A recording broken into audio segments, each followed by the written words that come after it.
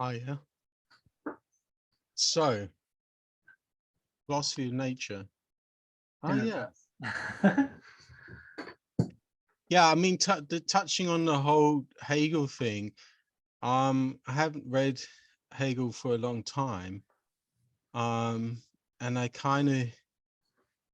feel like I kind of internalized him, and I know that the way I think is very much in tune with that in a way, and I think it fits very nicely with the way that you come to think over years of working through anthroposophy. So in terms of making the link between Hegel and what we wanted to talk about, which is like a response to the Great Reset, I think maybe firstly it's about just clearing up I think ideas that for me are just so obviously, and I think for many people, so obviously on the table, so to speak, about the need for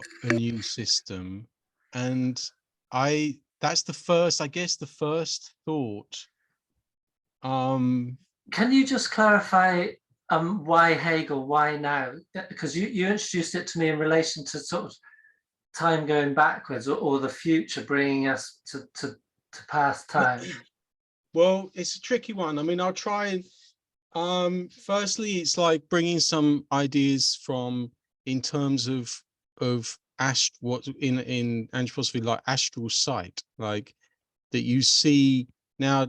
That can be like a concept that is going to be confusing, but if you said like just take it from your own individual experience, like if you look at your But so before you do that, can I just try and conceptualize what you mean by astral sight for myself? I would say if the astral is where our consciousness, so I'll just use the term substance, it's like consciousness substance.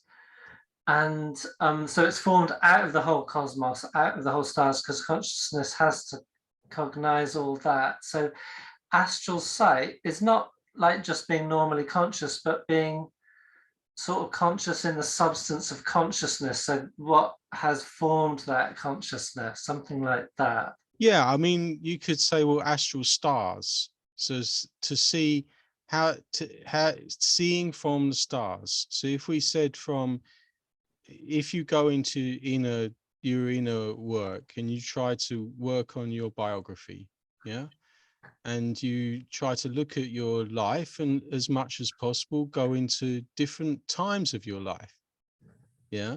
Now, if you're trying to build this up and say, you'll notice, okay, the life like from 0 to 7 years and 7 to 14, those are 14 to 21, those periods are very distinct from each other.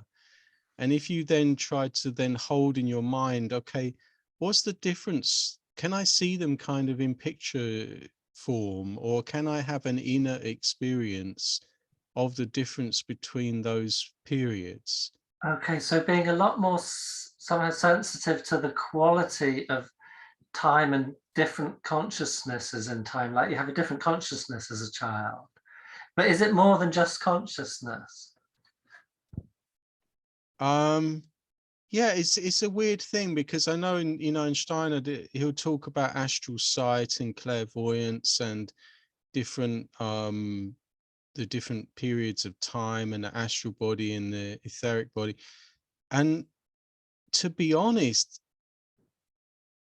sometimes I think we have to problematize these concepts again and get back to what they mean for you. And so that's why I'm trying to stress the practice aspect of it, that if you actually, I was always inspired by the idea that at the baptism in the Jordan, that John the Baptist would dunk people underwater and then they would come out of their bodies and have like a tableau picture of their whole lives. And so it was that kind like of, a near-death experience. yeah. And so it was that kind of wanting to work through, and also sort of biographically in terms of the different planets in the relation to one's life. So you can do that oneself biographically, give Yeah, that you yourself would. that backward Yeah, tableau. I mean, also like in psychoanalysis, if you've ever, gone into psychoanalysis, or you're looking at where was the, when did this complex or this trauma start? And you say, what happened at the time when the first thing that I can remember linked to this complex to do with my parents, or, you're doing similar things. You're trying to build up an understanding of how events in your life are linked to each other, and then you come up with certain questions. Perhaps, oh, my father or my mother they had this experience through their family, and then that was passed down. And that's the kind of psychoanalytical way of approaching biography work. So that would look at the cause this, cause effect, cause effect, Yeah, cause effect. exactly. So you cause effect, cause effect, cause effect. Now, if you then are working from also doing experiments in looking at things from other people's perspectives. Yeah, so you can go into, there's a very nice thing by Ken Wilber, for example, where you go into the like 3-2-1 perspective, and you can go into another person and look back on yourself from the eyes of the other person, and you can then see, with a basic concept that we are not just ourselves, we're not just enclosed in this skin, but there's aspects of ourselves that are in other people. And so you can then see, okay, is there something in this other person that I was not able to realize myself, and so the other person carried it for me in my karma as a mirror for me. But So how that, do you realize that? How do you put yourself into another person and then realize they're carrying a part of you? well, that's what comes through the work. The more that you go into holding these pictures and trying to understand karma between different people, then you start to I mean, this is from experience of having done it. So it's then you do it, and then certain questions come up, and you have kind of aha moments, I guess, Okay, yeah, whereas yeah. recognition, like intuitively, this is, if you're then changing certain aspects of yourself, or trying to change certain aspects of yourself, and you find maybe you have to overcome things that you've inherited from family or from country or from upbringing, that are closing off certain perspectives in life because you're not aware of them. Now, So I think I kind of get that, so I could imagine myself in the position of someone looking at me, and then I might start to see things about myself that I wouldn't normally notice. yeah, I mean, this might be a And then help. I Yeah. could understand how then I could become a bit more conscious about myself, but I don't quite get the bit whereby they are holding something of myself. Is that what you mean? They're holding a vision of myself that I don't normally have. Yeah, it could be that. I'm trying to Oh, I get it. So, and then one day they say, Jonathan, you're really bad because you keep doing this. And I go, oh shit, yeah, I am, aren't yeah, I? I mean, it could be basic like that. It could also be just questioning, somebody comes into your life perhaps, and they're holding something of that is actually yours. It just depends on whether, through the relationship to that person, we would say in karma, if they have something that they've got to give back to you. I mean, you can, or in the new age, you talk about soul pieces, that other people have got soul pieces of you. But can And you you, give some examples? I don't quite yeah. understand. uh yeah, I'm struggling to Because I understand that in theory, I can understand sort of what, I get a picture of what that could be, but I don't know what it is. Like, what is a soul piece and how is that, does that actually, how does one person experience it and the other, before and or after? Well, let's imagine you have a gift or a talent for something, yeah?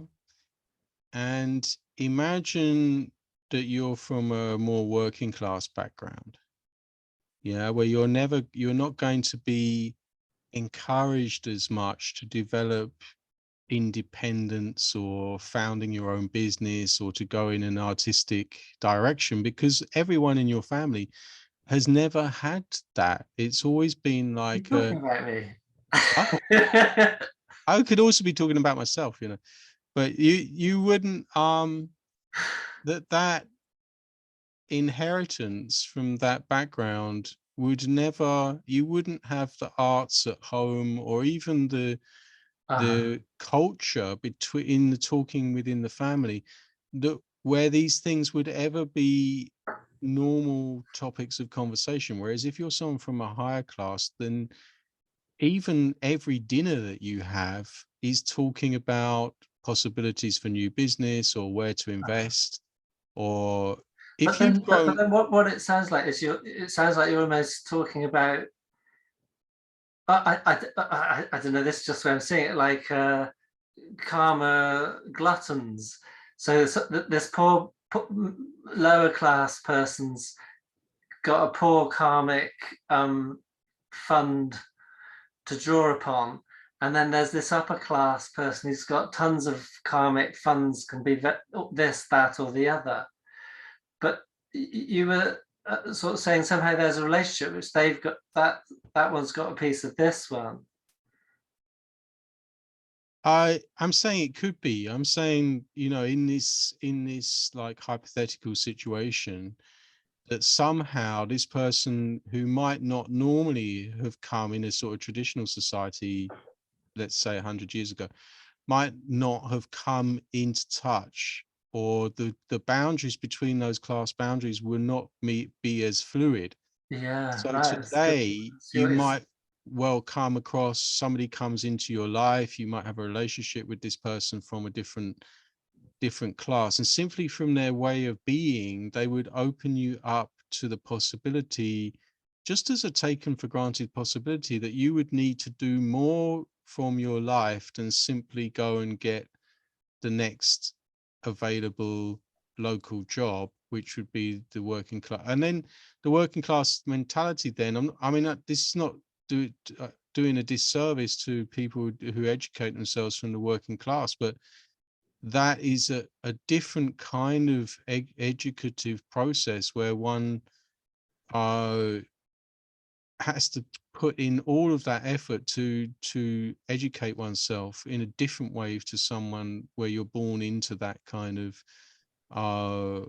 world of more artistic and literary pursuits. I mean, I'm talking in a very general way, so maybe it's better to come back to being more specific. So if in that hypothetical situation you then had that experience with this other individual who comes into your life, and then you see you did some of this inner work and you said, well, I was kind of waiting until this moment, and this person's role karmically is to reawaken in me something that's not from this life but from a pre-earthly, from a past life or from karma. Now, whether you are able to recognize that, if you're very working class, it might go well for a bit, and then you might defend yourself against that because it would make you feel too uncomfortable about the things you might need to change about yourself to be able to take on that missing part of yourself, if we call it a missing piece.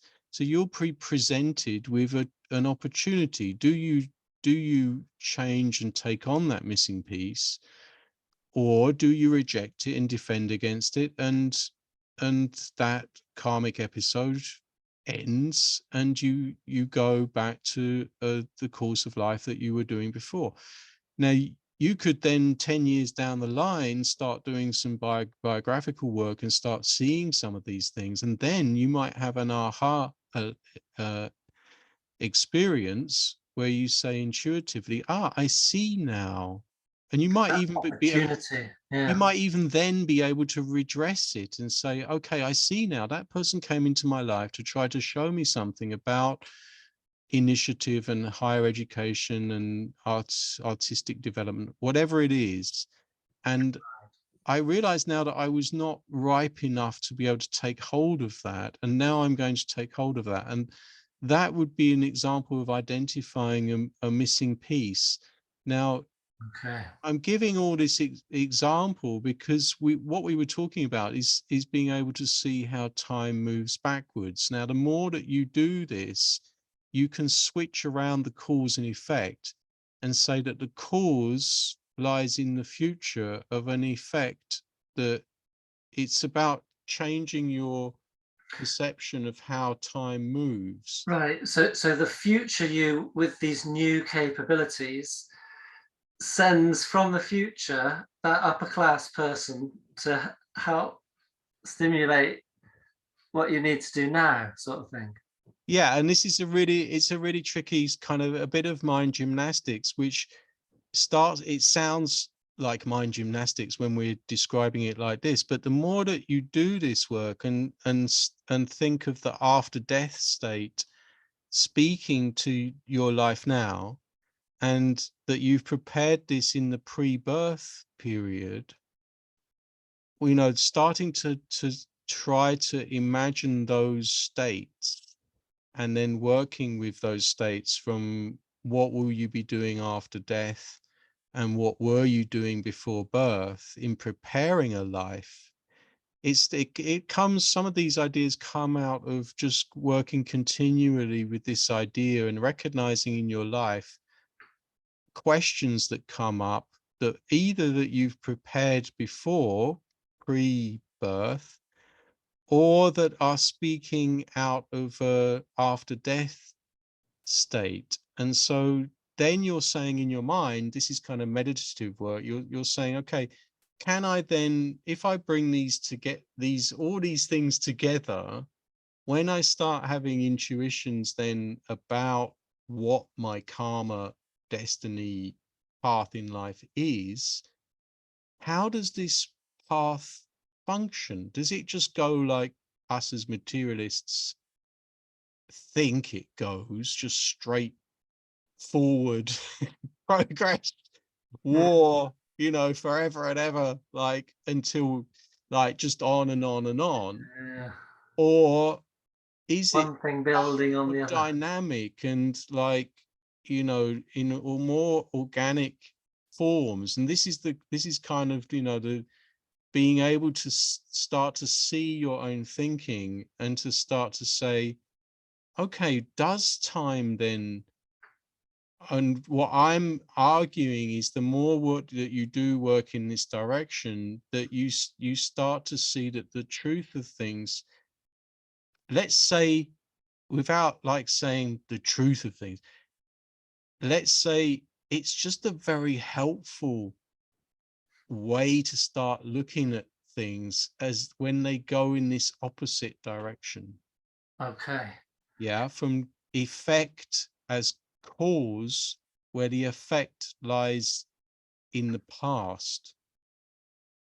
Yeah, and then it's just to work with these things. So I find this is then, I mean, it's again an idea from Steiner, But that, sorry, what do you mean about effect as cause whereby effect lies in the past?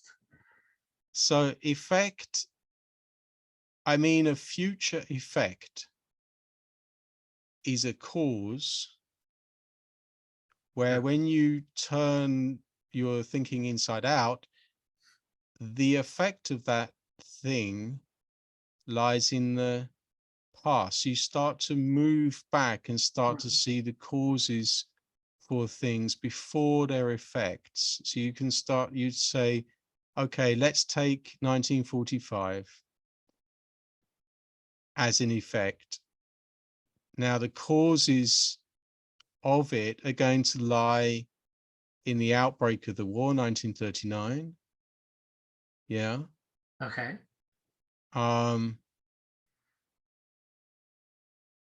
Now, if you if you reverse that, you've got the cause looking backwards. It's just 1951.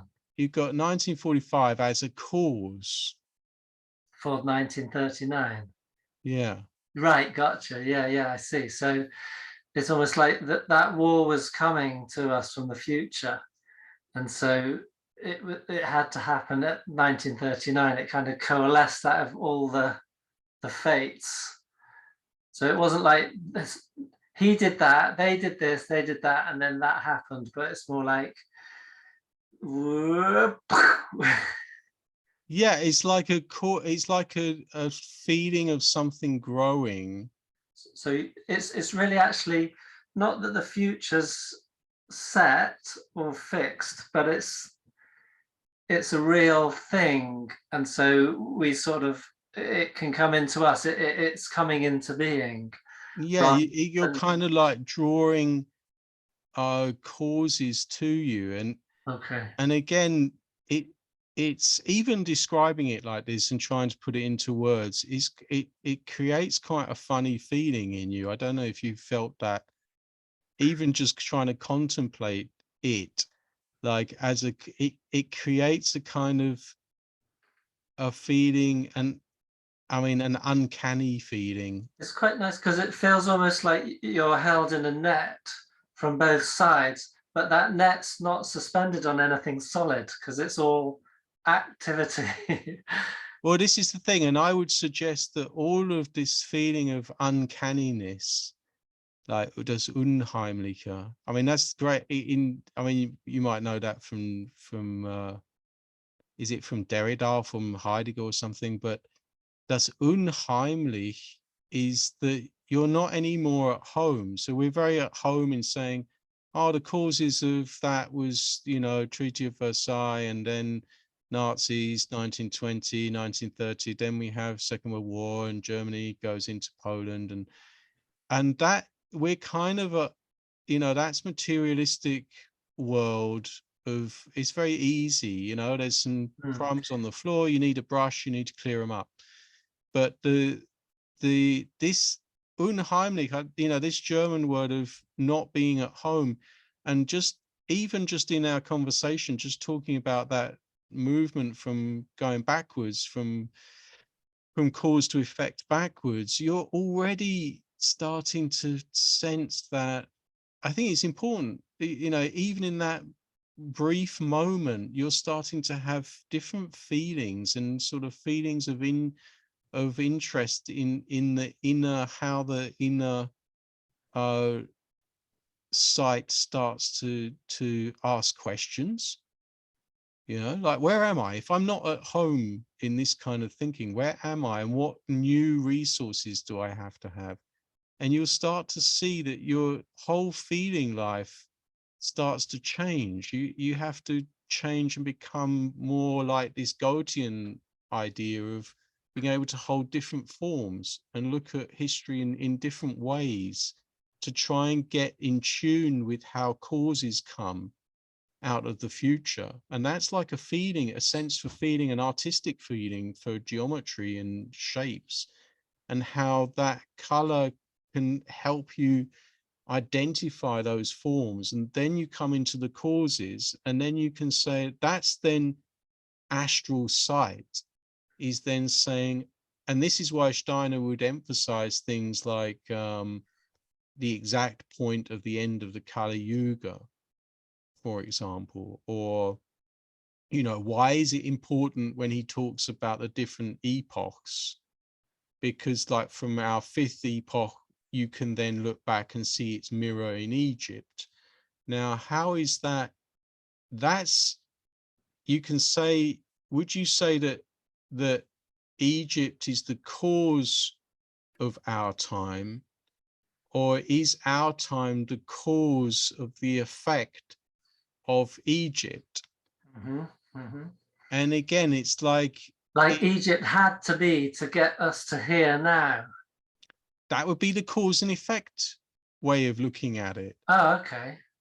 Like Egypt had to be to get where we are now. That's the core. The Egypt as cause is the effect of us now. No. I'm saying that where we are now means that the past Egypt had to be, or has to be. So now determines what it will be like. Yeah. So now, like all of our computers, hieroglyphs, the search for esoterics, or the relationship between geometry and sort of social forms and pyramids and all of that kind of stuff is being created through how we respond and the questions we have to the time now.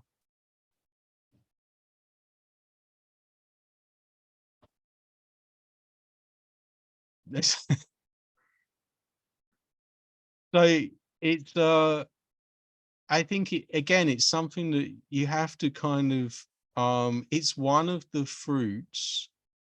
Of course, normally you're just going to look at, okay, Egypt mirrors the fifth post-Atlantean epoch, and you get that from anthroposophy, and that's a helpful thing to hold in mind. You have the third epoch and the fifth epoch, like you have the Russian sixth epoch and the Persian second, and the American seventh and the Indian first, and you can hold those in your mind, and they're quite helpful, a bit, Hegelian dialectics.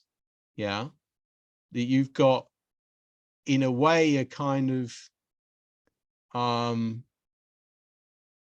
living images. And I'm saying Hegelian dialectics because what happens when you say you bring those two together in each case? You would get something, well, and I don't know, because this, I'm not feeling how that goes with the Hegelian dialectic, because I've taken that more as a, there's my sense certainty, and then my sense certainty only goes so far, and then it turns into its opposite, and then that opposite, still has the first thing within it, and then it becomes a third thing which kind of contains both of those, and yet goes beyond them. But that to me seems more of an onward thing. I'm not quite sure how.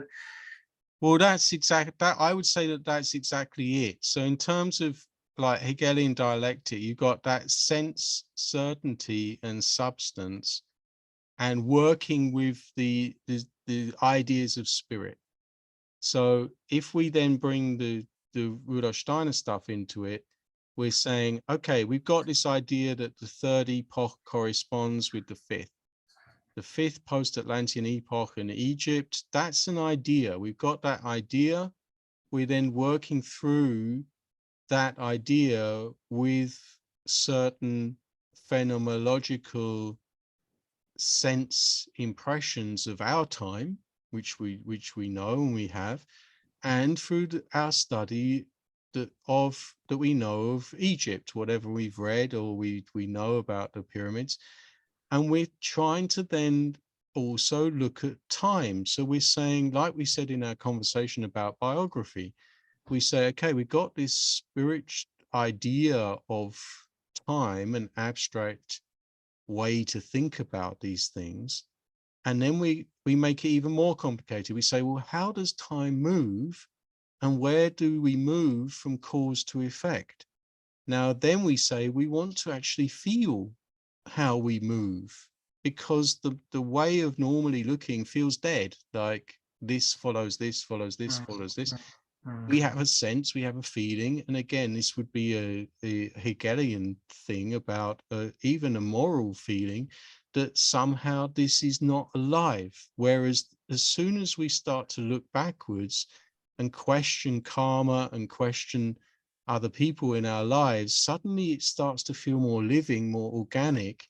And that is the actual living Hegelian synthesis, where we start to get these other ideas that are not Hegel, but they come through Steiner, about how time moves, what are the epochs, how we move through time.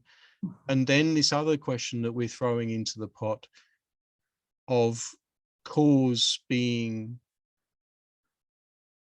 in a future cause orienting us to look back. and look at our effects. So with Steiner, there, let me give an example quickly from Steiner. So he's saying that the more that you do and develop in this direction, this is why he brings so much about the different time periods, because the more that you understand, for example, these esoterics about the time epochs, you're going to start moving back to the turning point of time.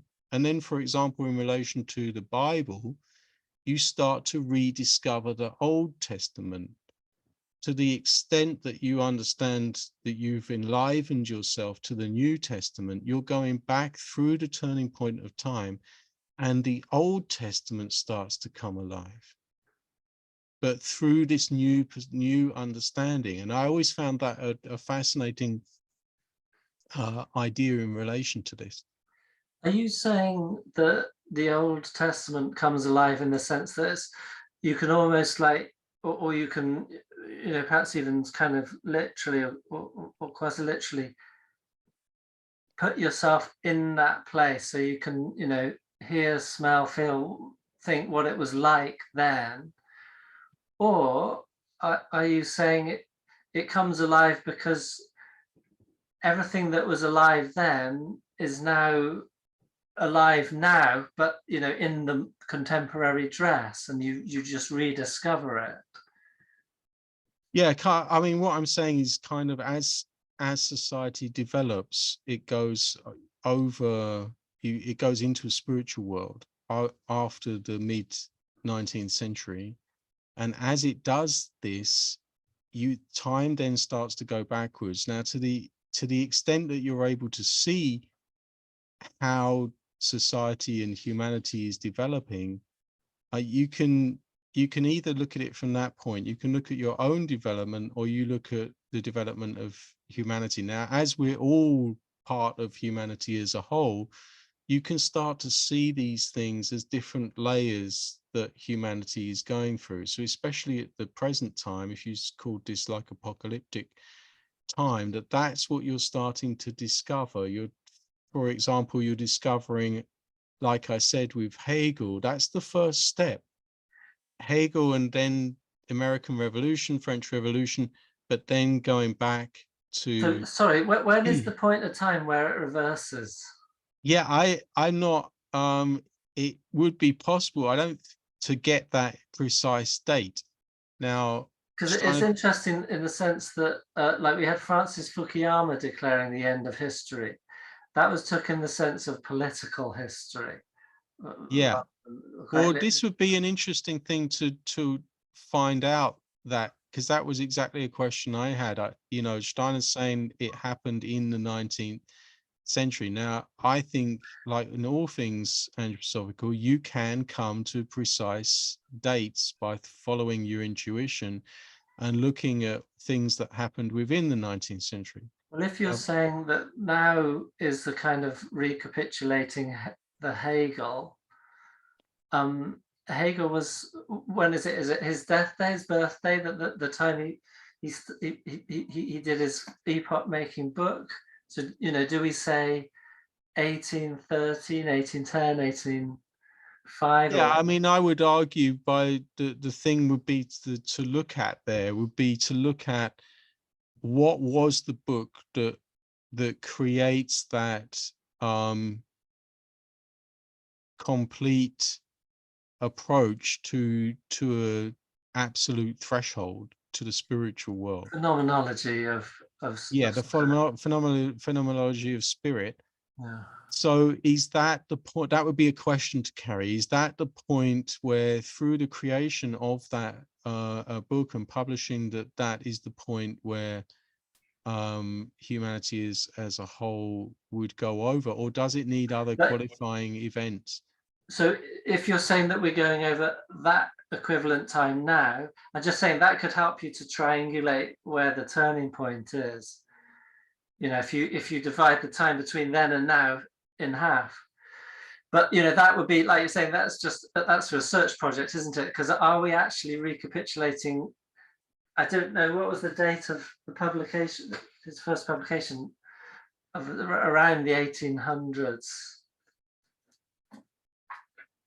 But that, then that the question is are we reading it right that this time is the recapitulating that time?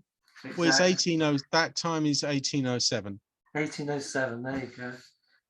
So, what if that's a border, and if we're looking at a threshold around that time, which I think it would be sensible to do, and you'd already had the phenomena of the French Revolution and the American Revolution, which are also significant, just before that, you're then looking at 1807 and the relationship. I think it's important to then look at 1907. So 1932 would be halfway between then and now. And 1933, Steiner said, was the reappearance of Christ in the etheric, which suggests maybe the second Golgotha mystery as such. Oh, really? So you've got that. See, what you just run me through that calculation again. So now it's 2022. Yeah. The difference between 1807 and 2022 is 115 years. Half of 115 is like 58 approximately. 58 years from now backwards is 32, is it? 58 years backwards from now. Yeah. No, sorry, I got my maths a bit wrong. So 80 now is 2022 minus 1807 gives us 215. 215 divided by half is, it's 108. Okay, so 108 years from now yeah, is 1914. No, 1930, Is that right? 1934. So do you have 215 years between now and 1807? Yeah. And then half of that is He's 108. like 107, 108. Okay. So 100 years from now is 1922. Take 8 more years off. That gets to 1914.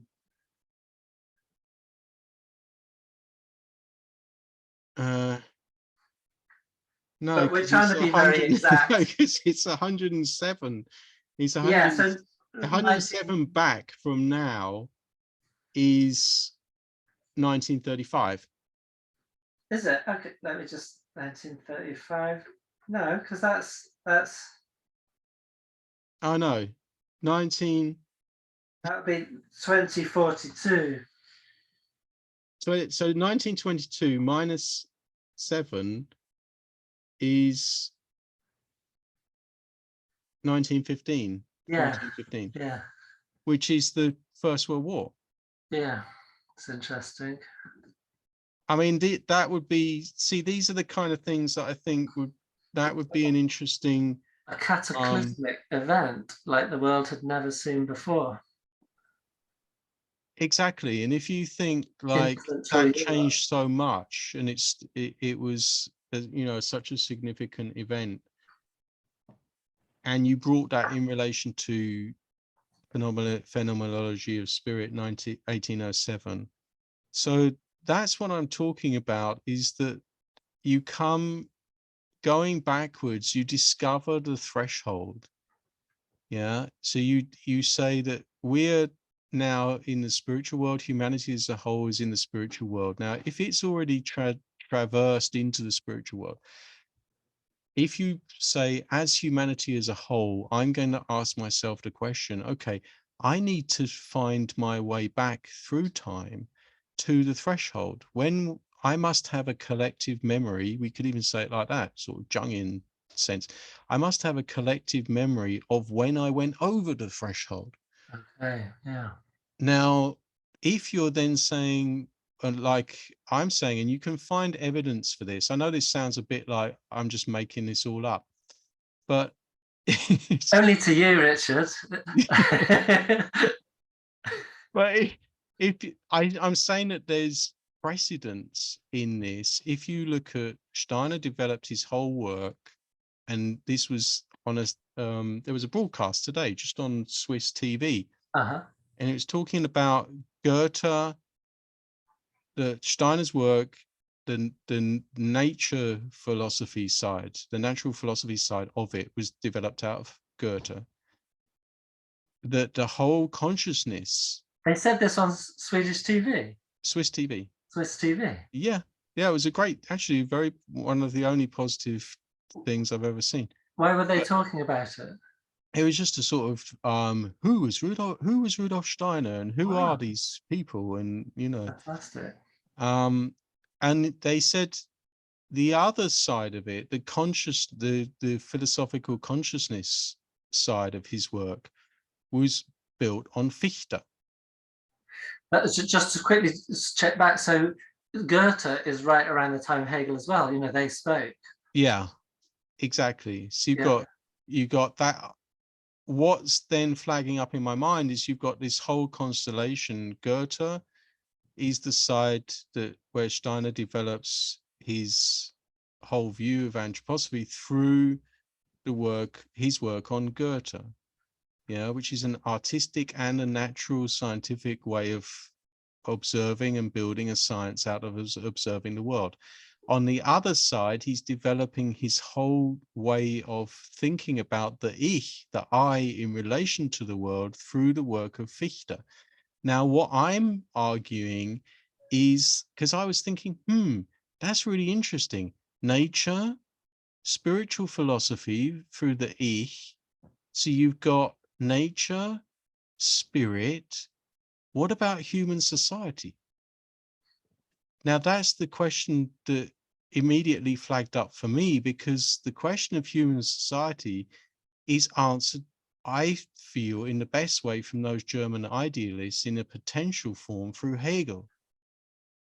To see how society and the spirit manifests itself in society through time is a question carried by Hegel. And okay, then distorted through Marx and all of the attempts from other philosophers to avoid Hegel. I'm saying that this is the other, and Steiner was a great praiser also, of course, of Hegel, because Hegel is so significant in going presenting an alternative to Kant. And that's how Steiner develops his whole work. So I'm saying that there's a threefold aspect here. And that is part of the threshold, Goethe, Fichte, Hegel, which Steiner built to present anthroposophy. So I'm saying Steiner, just to qualify a bit, because he valued Hegel very highly because of where he kind of culminated all of philosophy, from its birth in ancient Greece. But he only brought it to the point of thought. And that's why afterwards people weren't sure what to do with it and rejected it, and so went into like Marxism and so forth, because they did honestly feel there's something more that needs, that it includes the whole body and everything. And so that's why anthroposophy, Rudolf Steiner realized that is what people are needing.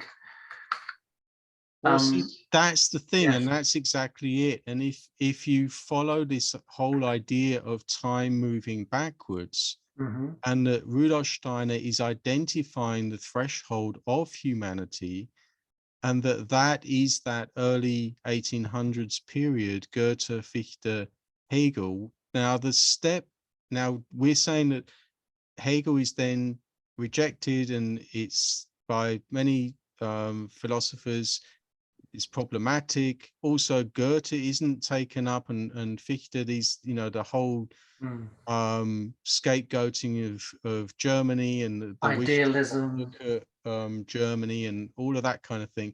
There's many explanations for that, but what we're talking about is the border. Now, if time goes backwards, this is where it gets interesting, because questions of Fichte, Goethe, and anthroposophy and Hegel are then answered by humanity in history, going back from the early 1800s. So the first thing that happens is France and American revolutions. Do you see? So France was what, 1890, End of the 1798 kind of starting, was it? But it was, yeah, end of the 1700s, the yeah, same, like 1776, and then that whole period. So it starts, you've got the repercussions and the kind of idealism around some with the French Revolution, and going over to the actual founding of a new state of America. yeah. Now, what I'm saying is Correct. that is answering one of the Hegelian ideas of where do you go when you cross the threshold? Do you see? Not marching into the future, but marching back through time. That's how it becomes living spiritual sight, is that the cause is creating the effect of that revolution. So the work of Goethe, the spiritual work, Goethe, Fichte, Hegel, actually creates the conditions for the founding of a completely new state in America and the French Revolution. Before him. Yeah. Yeah, it's great. It's looking at things in this direction. You start to see, okay, because you start to come up with questions. If you understand the French Revolution and the American Revolution, you're saying, well, what are these as causes causing as effects further back in time? Right. So, for example, You have to we always just, know where the fulcrum is, don't you? Or does time well, look at, I mean, tell you? as this is as far as I've got to now. So for example, one of the questions I mean, of, I'm considering the fulcrum could move as but well, one of the interesting things, if you took the idealism and the spiritual founding of America, the founding fathers, and their relationship to Rosicrucianism, the spiritual teachings that they carried, George Washington, Freemasonry, and all of them initiated into these kind of mysteries, Franklin, Adams, Lafayette, those central characters, Thomas Jefferson. If you look at those ideas, Rosicrucian ideas about how to govern and form a state, founded on spiritual principles carried in Freemasonry. If you said, where was the other attempt at a Rosicrucian society in Europe, you'd come back to the beginning of the 1600s, before the 30 Years' War. And because they couldn't Battle bring of the that, White Mountain. yeah, because they couldn't bring that in, you had the almost destruction of 30-40% of German population back then. So again, if you then make those parallels and say, well, that's exactly what happened in Europe, Steiner's ideas of threefolding. Instead, you have mankind then pays the price of World War I, World War II, destruction of Germany, and then the rebuilding of it. Now, if you said, well, because Rosicrucianism couldn't come in at that time, Germany then paid the price. Again, you're drawing parallels and saying, okay, going back from the American Revolution, you come back to those Rosicrucian principles around the early 1600s.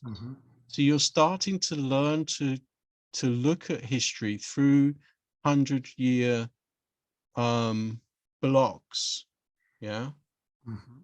And I think that's part of it, and part of why I'm quite excited by this idea of what I wrote in that post the other day, like 21st century, is the 21st century going to be Hegelian?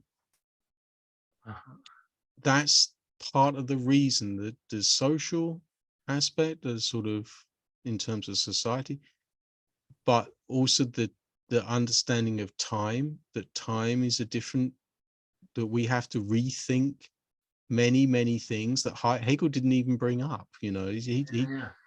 So it would be, in a sense, going backwards through the spirit of Hegel's all the efforts and so forth, not just him, but all the others at that time too. In a living fashion, in the way that they only saw it like prophetically, as it were, in spirit and thought, but we'll be actually living it. Well, that's exactly it, because I'm not talking about going back and writing things like about absolute spirit and the spirit is a bone, and you know, all of the words and the philosophizing of Hegel and Fichte and Hegel. What I'm talking about is like you're saying, seeing it, putting the questions. How do we think technology? How do we think the new devices that we have? How do we think and see ourselves in relation to these things, and see them as mysteries, and mysteries that can be answered by some of the things that have come from people who have worked out some of these things before us, like Rudolf Steiner, but also the Rosicrucian tradition and esoteric Christianity, and all of these things that contain some of these elements. You could even go and say like the apocalypse and Jerusalem and things like this, that understanding that these are living intuitive ideas about how society is formed in relation to the spiritual world and the natural world. These are all intuitive living ideas that are waiting for us to take hold of again.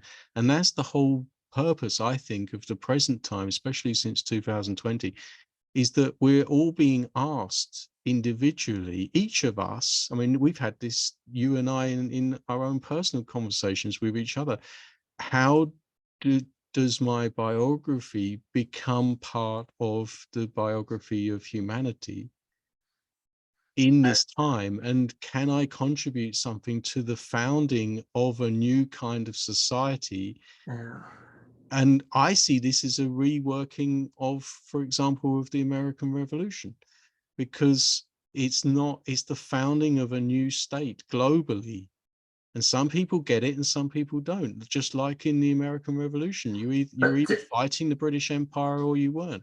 Do we actually go backwards through the Battle of Bunker Hill then, where the Brits are coming down alongside the river and the American militia, you know, so the Brits are organized army, the American are more or less just militia, and they've got their bunker on the hill blocking the path.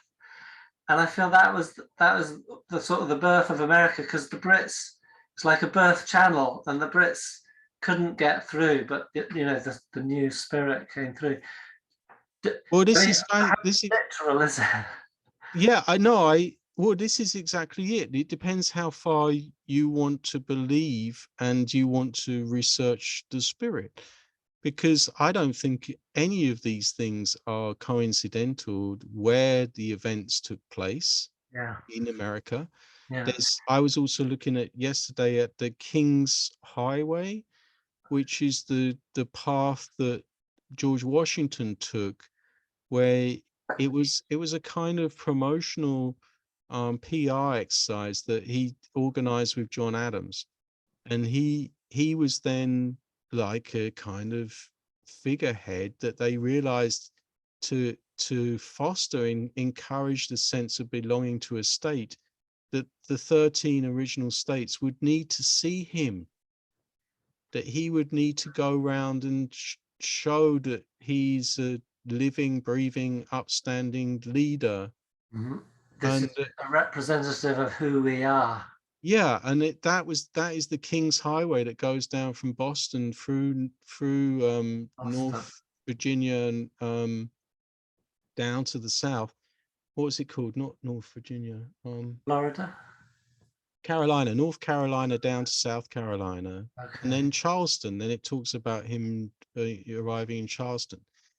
Now, I'm saying that whole, there's a romantic element to it, which of course I'm touched by, but again, instead of like looking at these things materialistically, you're saying yeah, there's something touching about that. It's idealism. There's the desire to form something in purity against the oppression and repression of the British Empire.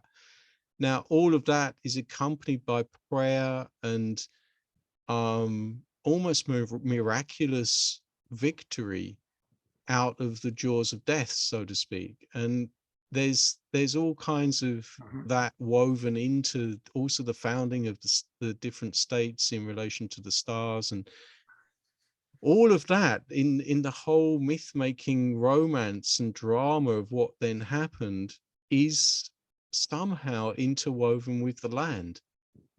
Like you're saying, at Bunker Hill, in the King's Highway, I think you can find other examples, and also, Americans will immediately, some of the Americans we know will immediately say to us, yeah, and don't, this is all also about the Native American mysteries about their own spiritual relationship to the land. Yeah, no, but I made a mistake. Bunker Hill was actually a different battle than the one I'm thinking of. I'm thinking of, again, begins with B, I think, but I can't remember off the top of my head. But anyway, it doesn't matter. But there's something that I feel it's also been in the airways for us lately that we have to say to this as well, is that some people will also look at what you've just been describing in relation to almost like a Rosicrucian empire plonking itself into a native indigenous culture as a form of imperial conqueringism. Yeah, I mean, I know that's those things might be stated by that, but I think it's missing the point, and I don't know how convincing I'm going to be in saying that, but it's like I'm talking about a way of looking at things, let's say in a clairvoyant way. Like I'm saying that instead of discussing ideologies and facts and dates and figures, that you're placing as much value on the image, for example, of the turtle, the turtle of America. Yeah, this is fairly new. This is the myth of I can't remember what it's called Turtle now. Island. Turtle Island, yeah. That it's like that whole, like the back of the shell has like these 13 pieces, like the different what is it, the aspects of the moon, or I can't remember exactly, but that you have this image of North America like this turtle swimming in the sea. And it's, again, these are taking aspects that have been given to us in myth and story and legend. And is it holding on to the tail of the fox, which is South America? Well, again, or the beaver. These things are interesting to look at how does the spiritual view of the land also, we have maps now, but this is simply an experience, like you could say an Indian shaman or something would be able to come out of the body and see what is the form that the land speaks in a light-filled way to a certain feeling, and that feeling of the turtle swimming back through as the whole continent. And that this is expressed in, you can read the whole story of the Turtle Island. It's a very interesting story, also about the sort of foundation myth of reality and how that functions. So that's my kind of long-winded answer to the potential critique that the Rosicrucian state is plonking itself down and like driving out the Indians. And yeah, but I like that story of the young brother and the older brother, and that came out of Atlantis or wherever we all started, and older brother went to India and all that, and then younger brother came back to the Americas and stayed there, and Mm-hmm. younger brother's waiting for older brother to come. And so it's not an imperial invasion, but it's like two lost kin finding each other and still trying to rediscover their. Yeah, I mean, I exactly. That's the way that I see things. I mean, I think if you're going to say, yeah, there was imperialism and colonialism, and they went and enslaved people and killed people, and yeah, that's true. That's true. And yeah, I think you just have to say that's incredibly sad. And but what we're talking about is something not about building utopias. If we're It's going not to get, like it's not like Indian communities were not warring with each other, well, I Native think here American. it would be important to say, well, what's the distinction between what we're talking about and what the Great Reset is? You Yeah. know, the Great Reset is, you know, taking very abstract ideological positions, which are mainly in for the benefit of big corporations, and saying that you know, you don't really have any input in all this. We're going to just force these things through, and there's no recourse to nature. Mhm. They might call, you know, defense of climate change and stuff like this, but it's really to the benefit of the big corporations. Real benefit to nature and to the climate needs a different kind of system, yeah, and that Way of needs thinking, a different way a of seeing. different kind of thinking where we bring spirit, nature, or spiritual scientific way of looking at life and culture back on the table. Now, when you do this, then you could write something as a a different, an alternative to the Great Reset, but with some Well, of not an these. alternative, but because I think the point is that the Great Reset misreads the world terribly wrongly because it's just got a very narrow view of it. And so, you know, a response to the Great Reset would be a wider view that includes, yeah, the spiritual part of nature and humanity as well. And, you know, and within that already the holistic is implicit. So it's not forced by a few with their special Well, this is the ideas. thing. I mean, I believe that if you could do this well, and I'm saying that it needs to be worked out more, but describing some of the ways of looking at time, looking at thinking, and how we were describing some of these things Mhm. about how to look at history. So it's a lot more radical. It's a lot more radical view. It's not just resetting, okay, we've got the machinery and we're going to reset the machine. No, Make it's it's again, it's more that's radical. the thing with the problem I have with the Great Reset and with all of these new super modern ideas is there's not a lot, there's not much left of contribution from humanity. What's left is the contribution of supercomputers, AI, and robotics, and they can just run everything because they're much more intelligent than us. And what's at some point, I think that's going to dawn even more strongly than it is now, that actually we as human beings, we have all this recourse to arts and philosophy and morality about how society should be and how we want it to be, not like some perfect world, but to embody ideals of freedom. It's already coming, you know, ideals of that you should tolerate every person and no one should be excluded and pushed out of society, and you should be free to live the life you want to live.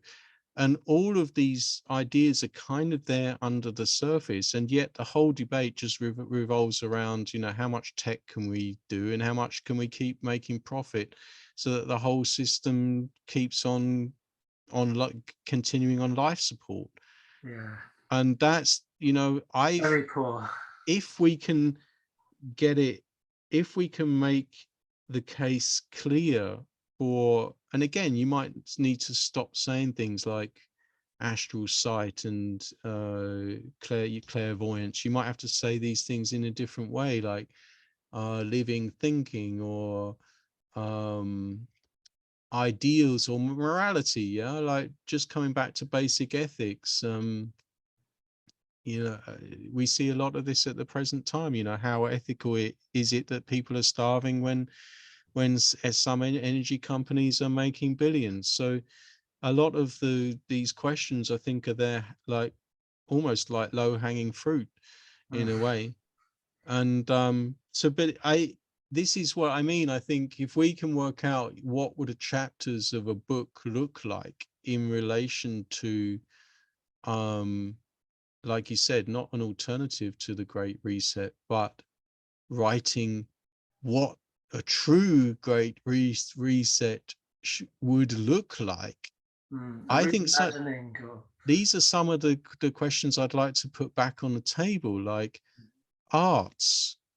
Yeah, what do we understand as time, humanity, history? Because again, this move away from Hegel is to say there is no truth, there is no history, it's all relative.